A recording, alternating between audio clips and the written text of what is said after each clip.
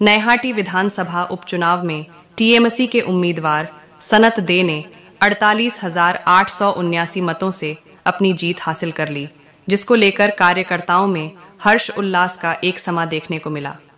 TMC कार्यकर्ताओं ने नैहाटी के उपचुनाव में टीएमसी के भारी मतों से विजय हासिल करने की खुशी में एक दूसरे को गुलाल लगाकर बधाई देते हुए नजर आए।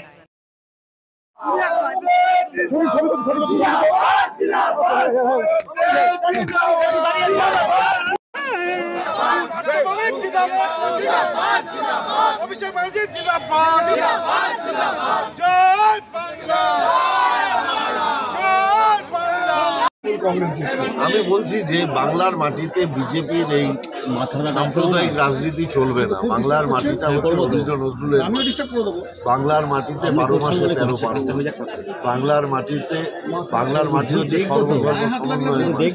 এই মাটিতে বিভাজনের রাজনীতি চলবে না। এটা উত্তরপ্রদেশে হতে পারে, গুজরাটে হতে পারে, বাংলায় হবে না। যাই হোক, ভোটের বাক্সে তার কোনো প্রভাব পড়বে না। 6-6 আমি একবারও বলবো না, একবারের জন্যও বলবো না, কারণ তিলোত্তমার জন্য আমরা মানসিকভাবে দুঃখিত। আমরা মনে করি এ ধরনের ঘটনা ঘটা বাঞ্ছনীয় নয়, কিন্তু তার জন্য যারা মমতা ব্যানার্জিকে কাঠগড়ায় দাঁড় করিয়েছিলেন আমরা তাদের ধিক্কার জানাই। আমার বোনের মৃত্যুকে নিয়ে যারা রাজনীতি করেছিলেন তাদের বিরুদ্ধে নৈহাটির মানুষ আইন। আপনার সতীর্থ কি বলবেন? আপনারই সতীর্থ, এটাই তো আমার সবচেয়ে আনন্দিত হওয়ার সময়।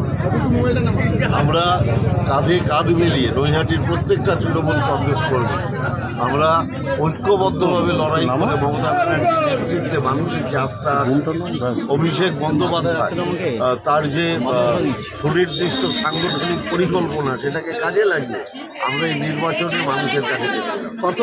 48,879 ভোটে জয়লাভ। নৈহাটির মাটি মানুষ অবশ্যই আমার নেত্রী মমতা বন্দ্যোপাধ্যায়, অভিষেক বন্দ্যোপাধ্যায়, পার্থ ভৌমিক বন্দ্যোপাধ্যায়ের কৃতিত্ব। আগামী কি উন্নয়নকে প্রাধান্য দেবেন?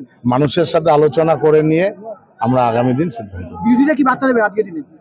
তারা খুব সুন্দরভাবে যে যার বাড়ি পৌঁছে গেছে। গণনা কেন্দ্র সকলে ছিল, জল মিষ্টি সকলে খেয়ে বাড়ি গেছে। এবং বিরোধী দলের প্রার্থী বলেছিলেন যে নৈহাটি তৃণমূল প্রার্থীর নামে নাকি নৈহাটিতে বাঘে গরুতে জল খায়। তা ওরা তো গরুকে মা বলে ডেকেছিল, সেই গরুদের আজকে নৈহাটির মানুষ ঘোল খাইয়ে দিয়েছে। অ্যাকচুয়ালি ওরা প্রচার করেছে না অপপ্রচার করেছে জানি না। তৃণমূলের বিরুদ্ধে বলেছে, মমতা বন্দ্যোপাধ্যায়ের বিরুদ্ধে বলেছে। যত মমতা বন্দ্যোপাধ্যায়ের বিরুদ্ধে বলবে তত মানুষ তৃণমূলের পক্ষে থাকবে।